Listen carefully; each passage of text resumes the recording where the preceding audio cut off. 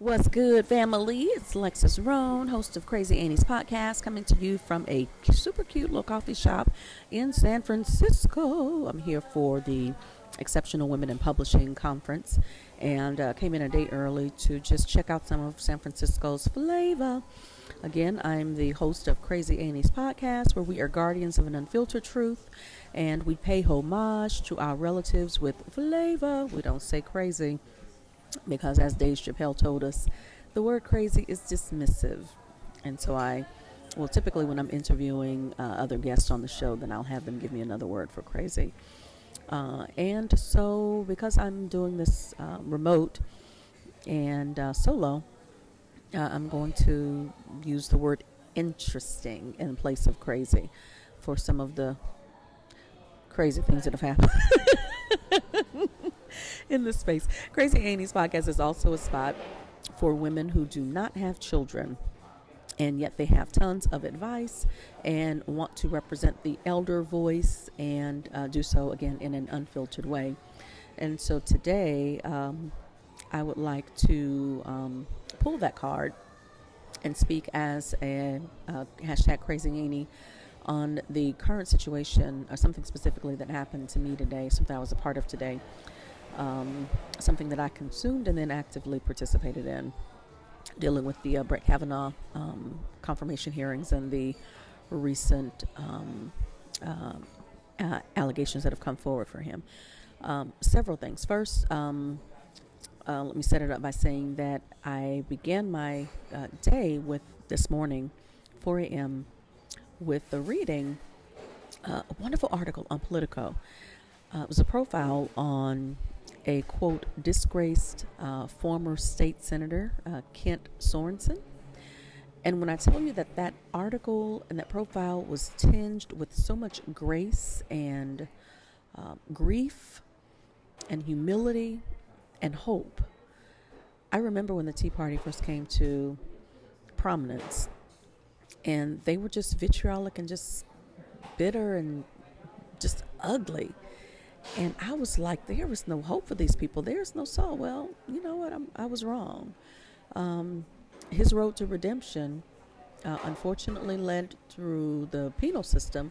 However, because it led through the penal system, he is now looking to serve as a justice warrior, trying to clean that system up. He's like, look, I have seen that they own some bullshit, and I am going to use my voice and my knowledge of how to navigate the political system to make some changes on behalf of the men that he met while he was incarcerated. I loved the profile, and I loved that he owned all of the ways that he was on some bullshit. He talked about being arrogant. He talked about his behavior not being Christ-like. He talked about the fact that it was a pay-for-play, type business, like, kind of things that we know about. And even when our leaders attempt to be clever and how they disguise that, you create some enemies and then they want to fuck you. And so that's kind of what happened to him. But in the end, it saved him. And he is much better for it, and is working through some real family issues that I don't want to ruin the profile. I'm hoping I'll post the link to that article. But I the first part of my morning was spent just really devouring that article and being recommitted to my belief and my hope in the power of redemption and what it looks like when we begin again, and how we're all better for it. So that was one part of it. But I also realized that the same level of the road to redemption that brother took, a lot of our current political drama, players of our current political drama in this country, they about to walk that same road too. Yeah, they're going to go to prison as well. And my prayer is that they too will come out realizing, oh, damn, when I had the power and access to the mic, I was for real on some bullshit and I need to do better. Because he's very different. That experience changed him, and I believe that the redemption is in place and available for the current characters in this in our current reality drama that's going on in this country. So I'm like, fam, hang on, be hopeful, but also be gracious, because once people come to, a better knowledge of their, once they're willing to own all of the madness that they've done, then we have to be willing to receive them and to trust that redemption is true, it's real, and that they are better, and that, we're just going to receive them as such. We're all going to be better. We're all going to come up. We're all growing.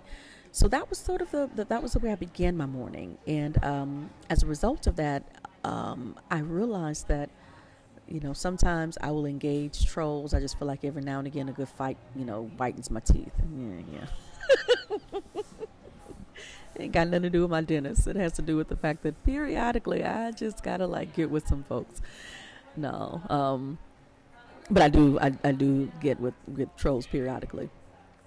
But this morning, after reading that Kent Sorensen piece, I don't know. I just decided that I was not willing to feed the trolls today. I wanted to instead see them as people, and I wanted to really think about sort of the overarching situations that thing that's happening, which brings me to Brent Kavanaugh and Dr. Ford's accusation of what happened when they were in high school. Now, number one, I do believe her. Number two, I believe that there are tons of men in power and some who don't have any power who have done the exact same thing and far worse and have not been held accountable. And one of them, powerful folks who's not been held accountable yet, is sitting in the White House right now. So there's a ton of predators that have been trying to do a power grab.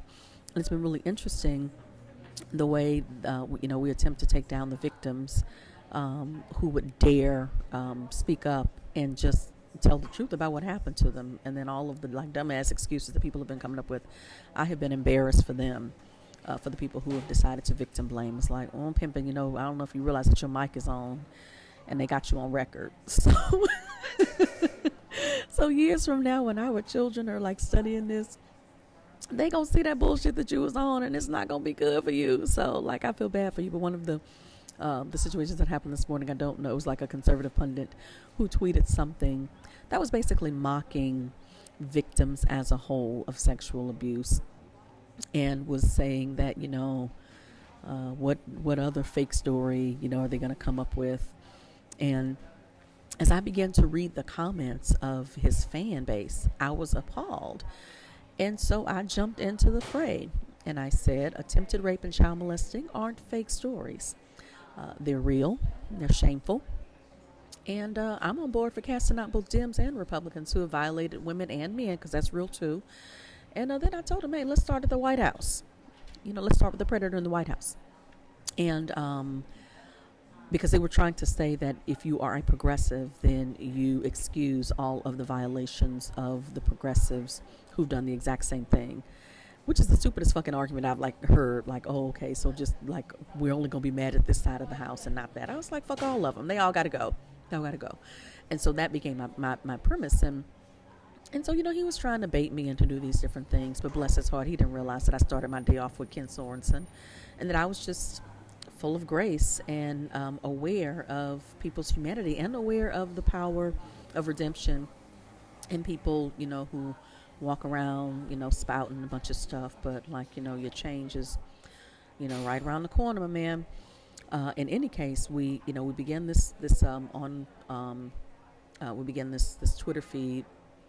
And I'll try to post parts of it in this space. And I was getting a lot of likes, and people were responding, to what I had. But me and this one particular guy, he just kept saying that women make stuff up. And then at one point he had jumped on, having had a conversation with a woman who told him that pretty soon, because of the hashtag Me Too movement, single women are going to have to, quote, fuck themselves because no man will touch them.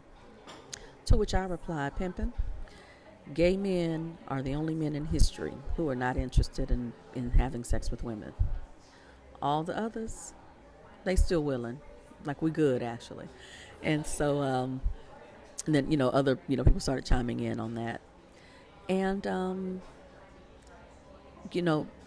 finally he said, if women continue to out and accuse their predators of this predatory behavior, he says, quote, "Who's going to be left to run the country?" To which I responded, "Women. We got this, y'all. We got work to do." Also let him know that there are plenty of honorable men and women who are not standing for this bullshit. We ain't sitting for it either. So hashtag time's up is real, and the grace is real, and also the hope that I believe that everything really is working out as best we can believe. So.